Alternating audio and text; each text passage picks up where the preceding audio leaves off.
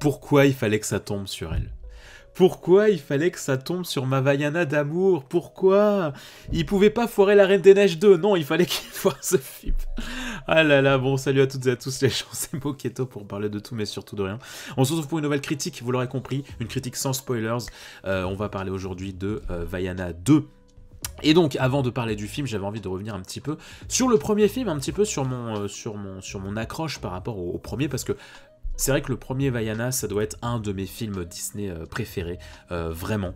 Il m'avait mis une claque, moi j'ai complètement adhéré au délire, ça a été un merveilleux souvenir de découverte au cinéma, j'étais allé le voir avec ma sœur, je me souviens, c'était la première fois qu'on voyait un Disney ensemble, qu'on découvrait un Disney ensemble depuis très longtemps, donc en plus il y avait cette accroche un petit peu sentimentale, mais même au-delà de ça, je me suis pris une vraie claque avec ce film. Je trouve que c'était un vrai vent d'air frais dans l'univers de Disney. Je peux complètement comprendre qu'on n'aime pas forcément ce Disney, d'ailleurs, je connais pas mal de personnes qui n'adhèrent pas du tout à ce film, et je peux comprendre parce que c'est vrai que c'est un film qui dénote pas mal des Disney habituels. On n'est pas sur une histoire de destinée, c'est pas une princesse, c'est pas une héroïne avec des super pouvoirs, c'est un duo, c'est un tandem qui fait un petit peu road trip, mais en même temps pas trop. Les péripéties sont assez particulières, elles sont pas forcément très grandioses. Il n'y a pas énormément de personnages, il n'y a pas énormément de développement, il y a les musiques, il y a pas mal de reprises qui sont du thème principal, donc c'est vrai que je peux comprendre qu'on n'adhère pas à ce film. Moi je l'ai surkiffé, déjà je l'ai trouvé magnifique graphiquement, comme je vous en parlais, son originalité m'avait complètement charmé. Et puis ouais, les musiques, j'avais beaucoup adhéré, l'humour, tout le message écologique derrière. Vraiment, c'est un film qui met beaucoup en avant les forces de la nature, les forces de la mer. C'est vraiment un peu comme Nemo. J'ai trouvé que c'était un peu un deuxième Nemo dans le sens vraiment ode à la culture maritime. Moi, j'adore la VF. Personnellement, il me semble que c'est le seul film qui a doublé Cerise, je sais plus son nom de famille, mais je sais que le prénom de cette doubleuse c'est Cerise, la doubleuse française de Vaiana. Et pareil, c'était une doubleuse qu'on n'avait jamais entendue avant, donc que ce soit au niveau des musiques comme du doublage, il y avait ce côté fraîcheur, quoi. C'est vraiment une héroïne que t'as littéralement jamais vue, en fait, que ce soit dans la manière de jouer, comme dans le chant, comme dans l'écriture. Donc ouais, non, le 1 il m'avait beaucoup marqué, et puis aussi ce côté voilà, ce côté Vaiana, c'est pas quelqu'un qui va avoir une prédestinée, c'est pas quelqu'un qui va comment dire, j'aimais bien en fait cette morale de, en fait, si elle arrive à atteindre son but, si elle arrive à libérer Te-Fiti, etc. Si la mère l'a choisi pour être la sauveuse, c'était parce qu'elle avait une âme d'exploratrice et un grand cœur, et ça s'arrête là. Moi j'aimais bien cette espèce de plot twist, plot twist entre guillemets, hein, où tout le long du film, elle se pose la question de mais pourquoi moi? Pourquoi est-ce que c'est moi que l'océan a choisi? Et en fait, tu te rends compte que parce que c'est toi, tout simplement, mais pas parce que t'es quelqu'un de la destinée, t'as choisi, pas parce que t'es la fille d'un ancien dieu ou que sais-je, non, c'est parce que t'es quelqu'un qui est particulière, qui a un grand cœur, etc. Et ça suffit. Et donc ouais, moi j'avais beaucoup apprécié le premier, et puis après je l'ai acheté, je l'ai revu plein de fois, et je me suis rendu compte aussi de ces grandes richesses de réalisation, de jouer sur ces valeurs d'échelle. Il y a énormément de plans larges qui fonctionnent, on est sur le gigantisme de la mer, mais en même temps sur de la poésie, avec l'arrêt Manta pour sa grand-mère, enfin non, vraiment... Voilà, le 1, moi, c'est un bijou d'animation pour moi, c'est un de mes films préférés. Je peux complètement comprendre qu'on n'y adhère pas parce qu'il a ses défauts, il est particulier, comme je disais, il n'y a pas beaucoup de personnages et tout. Mais, personnellement, pépitas. Pépitas. Mais alors, le deuxième. Comment dire? On va partir sur un bref résumé du film, ça serait pas mal. Alors, après avoir reçu un appel inattendu de la part de ses ancêtres, Vaiana va entreprendre un voyage vers les mers lointaines de l'Océanie, en compagnie d'un équipage qu'elle se sera formé avec les habitants de son village. Et donc le but, ça va être d'atteindre cette île très lointaine. Alors j'ai oublié le nom de l'île, hein, vous m'excuserez. C'est une île cachée qui se situerait aux confins de l'Océanie. Et donc le but, c'est d'atteindre cette île pour permettre à tous les habitants de l'Océanie de se reconnecter, puisque voilà, elle est persuadée qu'il y a d'autres peuples d'éparpillés sur les mers, mais ils savent pas comment se retrouver. Et donc cette île, ce serait un petit peu le point d'ancrage pour que tous les peuples se réunissent. Sauf que, eh bien, il va y avoir un dieu qui va l'empêcher qui n'a pas envie que les peuples, que les mortels se rejoignent, donc elle va devoir un petit peu faire face à ce dieu. Mais bien évidemment, elle sera aidée de Maui, le demi-dieu, pour atteindre son but. Voilà, c'est un petit peu ce qu'il y a à dire c'est un peu tout ce qu'il y a à dire sur le scénario. Ce qui est problématique pour moi dans ce film, déjà, c'est que vraiment, c'est une redite du premier film. Je vais d'abord parler de ce qui va bien quand même. Le film est magnifique.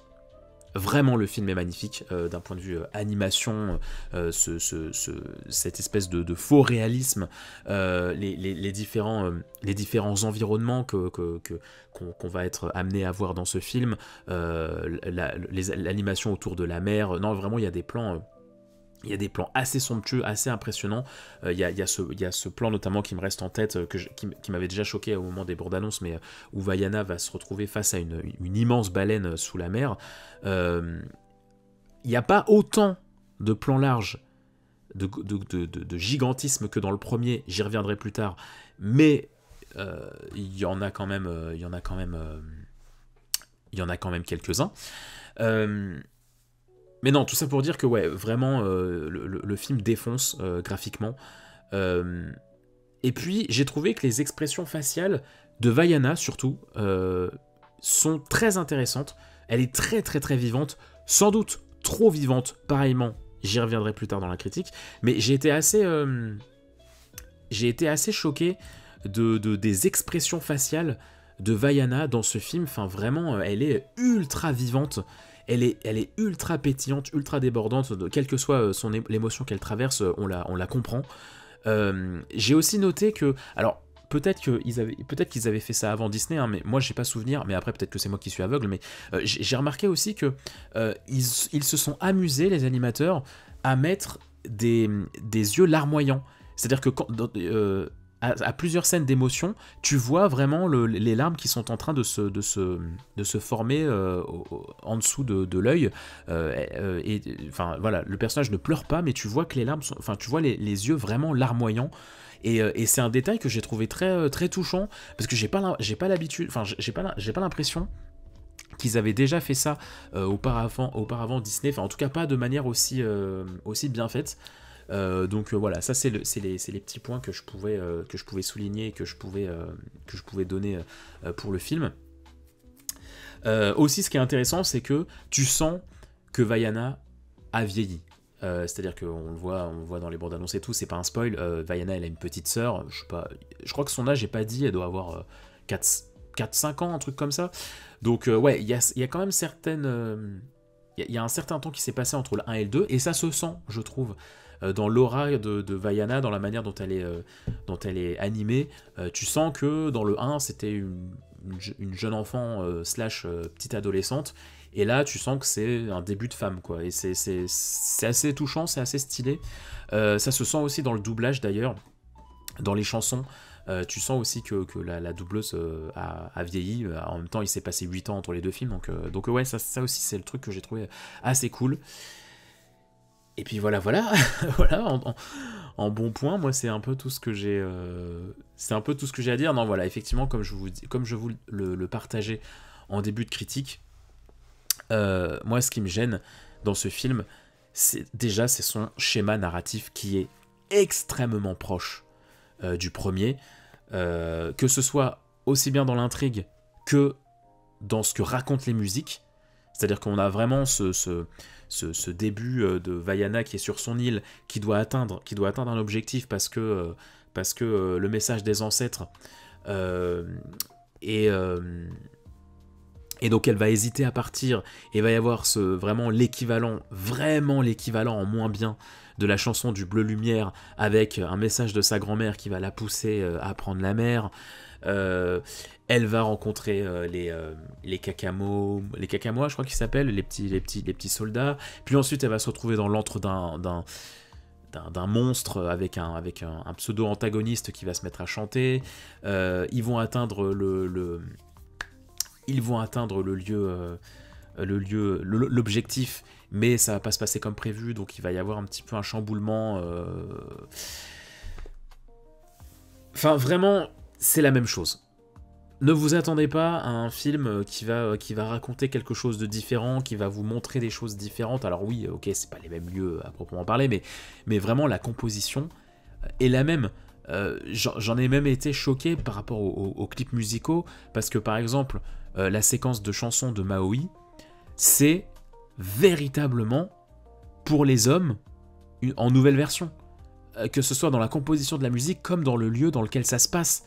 Rappelez-vous du lieu dans lequel chante Maui pour les hommes, sur cette espèce de petite île toute déserte où il a été emprisonné, où il s'est retrouvé exilé. Rappelez-vous du style graphique de la musique, de la direction artistique de cette musique. Et bah dans le 2, c'est la même chose. C'est vraiment la même chose. La musique de Maui, la musique de Vaiana au début, c'est la même chose. Le climax, pour moi, à quelques petits trucs près, c'est la même chose aussi. On souffle. Et puis alors, au niveau des personnages, il y a toute une traînée de nouveaux personnages, puisque voilà, Vaiana va monter son propre équipage, en plus de ces deux petits animaux. Les animaux, j'ai pas compris pourquoi ils sont du voyage. Vraiment, c'est... il faut les mascottes. C'est vraiment ni plus ni moins que il faut des mascottes à bord. Hein. Parce que autant dans le premier, le coq, enfin, il s'invite à bord, donc Vaiana, elle n'a pas trop le choix. Autant là, c'est vraiment Vaiana qui se dit, venez avec moi. Alors que t'es là en mode, mais attends. En plus, elle recrute un équipage parce que le voyage est censé être compliqué et tout. Enfin, vraiment, elle est en mode... c'est pas comme la dernière fois, là ça va être dangereux, donc il me faut un nouveau bateau, il me faut un nouvel équipage. Mais dans ce cas, si c'est aussi compliqué que ça, pourquoi est-ce que tu travailles ces deux animaux? Genre, ça n'a pas de sens, en fait. Si le voyage il va être autant compliqué, mais ne ramène pas des personnes de plus à des personnages de plus à nourrir qui vont te mettre des bâtons dans les roues potentiellement. Enfin, ça n'a pas de sens. Ça n'a pas de sens. D'autant que moi j'étais persuadé, je sais pas pourquoi, j'étais persuadé que le coq, il aurait vraiment un rôle plus important que dans le premier, parce que vraiment déjà dans le premier c'est un peu compliqué, déjà il est tellement con et tout, donc tu te dis bon, allez mettez-lui un rôle par pitié. Je me suis dit surtout que vraiment il y a ce truc où au début du film, Vaiana elle escalade une montagne, et puis en fait elle se rend compte que Hei est arrivé avant elle, et je me suis dit mais c'est un tease, c'est pas possible, en fait il a des super pouvoirs et on va enfin le comprendre dans ce film, mais non, pas du tout. Pas du tout. Hei et le petit cochon, je me souviens plus comment il s'appelle, aucune utilité du tout dans le film. Et puis les autres personnages, c'est pareil, ils ont pas d'utilité du tout. Vraiment, l'équipage de Vaiana est anecdotique au possible. Ils ont pas de développement.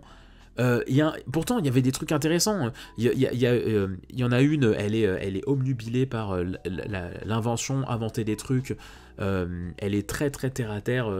Elle est un petit peu insensible au danger et tout, parce que ça, elle se dit bah ouais, mais c'est comme ça, c'est la ville, le danger, tout ça. Mais ouais, elle a pas de développement. Il y a pas de scène. Émotion pour aucun des personnages. Il y a un vieil agriculteur qui rejoint la bande. Pareil, je me suis dit, ça peut être intéressant parce qu'il dit, ouais, je sais pas nager, tu comprends qu'il a peur de l'eau, etc. Donc je me suis dit, ça peut être sympa de réconcilier en fait ce personnage avec la mer au travers de ce voyage, mais ils en font rien. Ils en font rien du tout. Il y a un personnage féminin qui se veut antagoniste. Mais pareil, je n'ai pas compris l'utilité de ce personnage. J'ai pas du tout compris. Le film en fait rien du tout. Il pose des bases pour un truc mais c'est pas développé plus que ça. Vaiana m'a beaucoup déçu parce que pareillement, elle n'a quasiment pas de développement, Vaiana, dans ce film. Et vraiment, Vaiana, pourtant je l'aime d'amour, mais elle m'a agacé dans ce film. Pourquoi ? Parce qu'en fait, il y a cette aura de comme tu as accompli des merveilles dans le premier film, t'es la meilleure, donc tu vas tout réussir.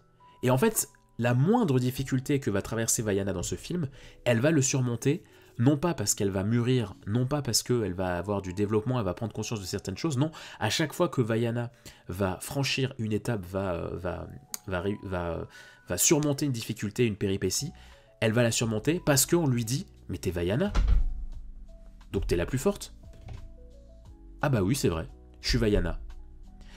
Vraiment, ce qu'on appelle le plot armor dans ce film, il est monumental. Il est monumental. Il suffit juste qu'on lui dise « T'es Vaiana, donc tu vas réussir », et puis bam, elle se dit « Bah oui, c'est vrai, je suis Vaiana, je vais réussir », et du coup, ça débloque la situation. Et c'est ça, plusieurs fois dans le film, ça m'a insupporté. Je vous en supplie, développez Vaiana. Enfin, si vous racontez une autre histoire sur Vaiana, développez-la. Par pitié. Par pitié. Enfin, non, vraiment, ça... Vaiana, elle m'a gonflé, elle est surréactive, elle a trop d'expressions, elle est trop hyperactive, mais ça, c'est le cas aussi avec toute l'intrigue du film. C'est un truc qui m'a beaucoup gêné avec le film, c'est que le film passe son temps à te raconter via des dialogues, en fait. Il y a une séquence notamment avec les Kakamoa, ils sont pas doués de parole, donc du coup, en fait, c'est Vaiana et ses petits potes qui vont sans arrêt traduire ce qu'ils sont en train de dire, et en fait, c'est insupportable parce que t'as l'impression, alors oui, ok, c'est un film pour enfants, mais t'as l'impression que le film te prend pour un abruti, et que du coup, il va tout expliquer, la moindre chose à comprendre, il va y avoir une scène, il va y avoir du dialogue entre les personnages pour te raconter ce qui se passe. Et ça, pareillement, ça m'a assez insupporté. Il n'y a pas du tout cette sensibilité du premier film. Et puis pour en revenir à Vaiana, bah moi, au final, ce film, enfin en tout cas le développement autour de Vaiana, il me déçoit parce que pour moi, il trahit le premier film.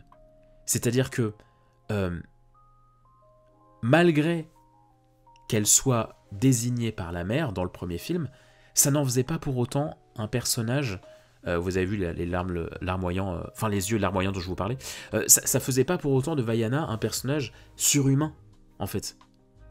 Oui, elle était aidée par la mère, mais elle prenait elle-même conscience de ses faiblesses, de sa fragilité, et elle se disait, je vais y arriver, pas parce que je suis l'élu, mais parce que je suis moi-même.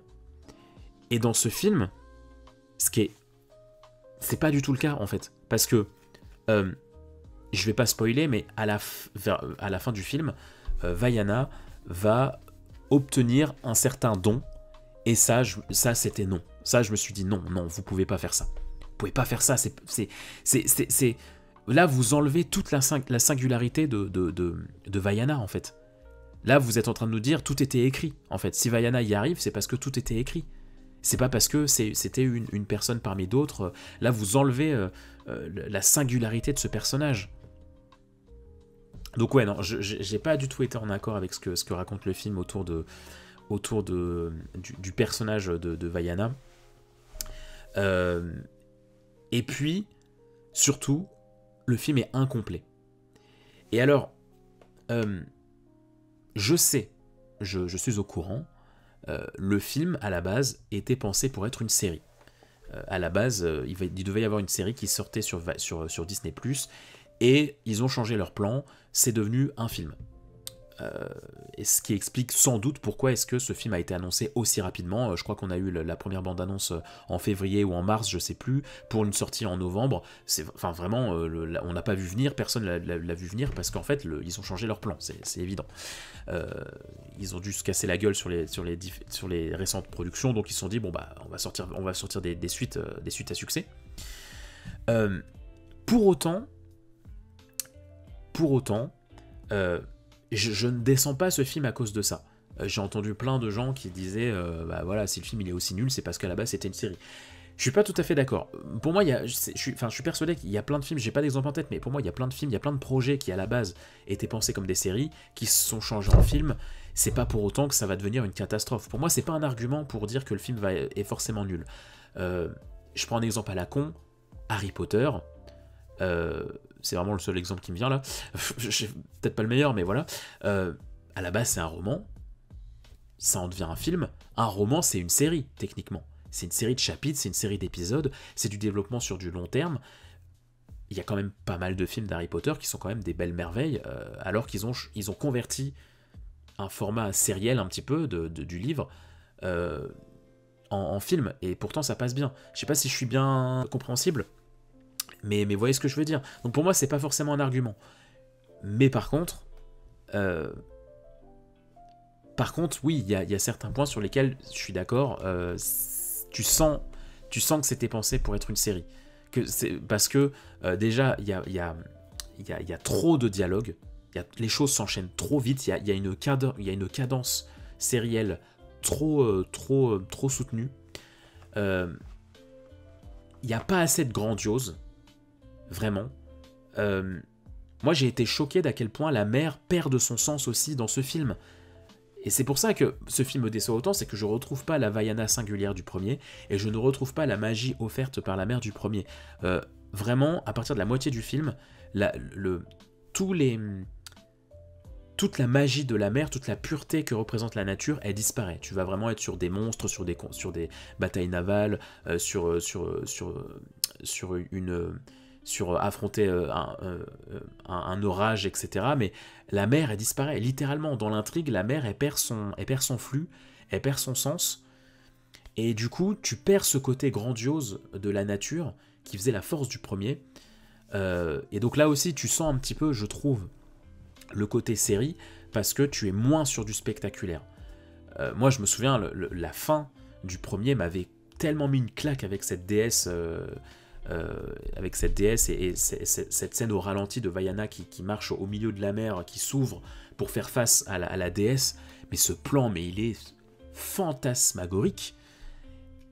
Et pour moi, il n'y a quasiment aucun plan dans le deuxième là qui égale qui au moins égale cette séquence. Donc oui, effectivement, tu sens quand même que le développement de l'histoire et même au niveau des plans, que c'est pas aussi spectaculaire que le premier.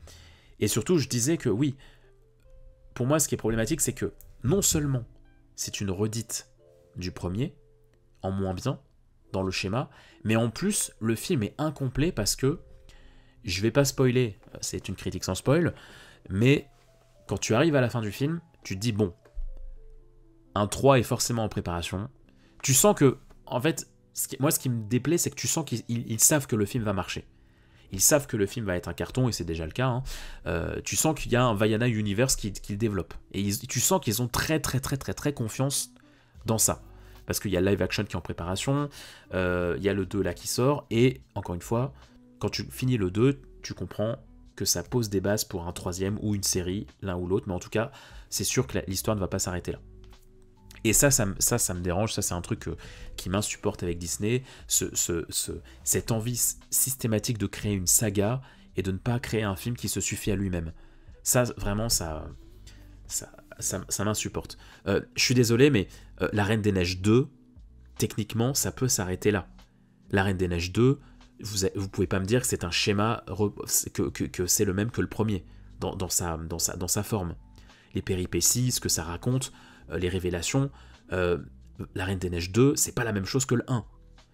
Vice Versa 2, alors oui, c'est un Pixar, mais voilà, j'en parle parce que c'est Disney et que c'est sorti cette année, mais pareillement, oui, ok, Vice Versa 2, le schéma est très similaire au premier. Pour autant, ce que ça raconte et les développements ne sont pas vraiment les mêmes que le premier. Ça ne va pas te raconter la même chose dans le deuxième vice-versa. Et pareillement, le deuxième vice-versa, il peut se suffire à lui-même. Je suis quasiment persuadé qu'un 3 est en préparation vu le succès du 2, mais techniquement, ça pourrait s'arrêter là. Là, le problème, c'est que non seulement tu as le même mood que le premier, mais en plus, bah, ça peut pas s'arrêter là. Donc il y a une saveur d'inachevé, et donc bah, moi c'est pas ma came. Donc voilà, moi je ne valide pas ce deuxième Vaiana. Il apporte pas assez, il apporte pas grand chose. Et pourtant, ironiquement, bah, c'est clairement le commencement de l'ouverture d'une saga, et je trouve ça triste. Je trouve ça triste, d'autant que c'est sûr que le film va marcher. Enfin, il marche déjà, donc voilà. Mais ouais, tout ça pour dire que bah, très déçu. Parce que moi, Vaiana, c'est le 1, il m'a mis une claque, c'est un de mes Disney préférés. Et celui-ci, je trouve qu'il manque vraiment de saveur. Les blagues, enfin, il y a très peu de blagues qui ont fonctionné sur moi. C'est vraiment c'est vraiment de l'humour très rade et pâquerette. On n'est pas dans l'émotion avec les personnages, c'est de l'émotion surfaite. Il y a une séquence que je trouvais enfin, il y a vraiment un drama à un moment donné dans le film. Je me suis dit, putain, là, on va être dans de l'émotion. Enfin, on va avoir du développement pour Vaiana. Et bam, c'est désamorcé instantanément par une blague, par une chanson. Les chansons prennent trop de place aussi dans le récit pour raconter la même chose. Ouais, les musiques, ça m'a saoulé. Elles sont pas mauvaises, les musiques. Mais c'est la même chose que le premier. Ça propose la même chose. Et du coup, pour moi, j'ai vraiment ressenti en mode perte de temps, parce que je vois la même chose en moins bien que le premier. Et en plus, ça bouffe du temps d'intrigue, ce qui fait que ça rame, quoi. Ça rame. Lol, on est sur un bateau. Ça rame. Et t'es pas dans de l'émotion. T'es pas dans du vrai développement. Vaiana y arrive parce que c'est Vaiana et c'est tout. Tais-toi, c'est magique. Donc non, très déçu. Et puis ce que j'ai trouvé très gênant dans le film, c'est que le film passe son temps à te rappeler des choses du premier. Ça, j'ai trouvé ça insupportable. Vraiment, il y a des citations, il te les refourgue en mode hey, clin d'œil, vous vous souvenez dans le 1, voilà, Maui, il voit Hei, il dit oh mon goûter, comme dans le premier. Ils vont citer des musiques du premier dans des répliques, hein, pas dans les musiques, hein, vraiment dans les répliques et tout. À un moment, Maui dit ouais, allez, on y va, princesse. Vaiana lui répond ah, je suis toujours pas une princesse, hein. Ah ouais, mais pourtant il y a plein de gens qui pensent le contraire, hein. C'est sans arrêt on s'auto-suce, tu vois, vraiment. On sait ce qui a marché dans le premier, on sait que les musiques ont marché, que certaines répliques ont marché, voilà. Et donc on va te les refoutre à gauche, à droite. Il y a tellement de redites, il y a tellement d'autocitations, en fait. Mais ouais, moi, j'ai pas retrouvé les richesses du premier. C'est ironique là aussi, parce que pourtant c'est une redite du premier, donc c'est ironique de pas retrouver les richesses du 1, je trouve. Mais voilà. Ça m'a fait du bien quand même de revoir cet univers, de retrouver les personnages, je vais pas vous le cacher. Mais pour moi, il est vraiment très très en dessous du premier. Voilà. J'espère que cette critique vous aura plu. N'hésitez pas à mettre un petit pouce en l'air et à vous abonner si jamais eh bien, ma critique vous a plu. Et n'hésitez pas à aller visiter les différents contenus de la chaîne. Il y a plein d'autres critiques qui vous attendent sur la chaîne. Donc n'hésitez pas, faites-vous kiffer et prenez soin de vous. Bye bye les gens.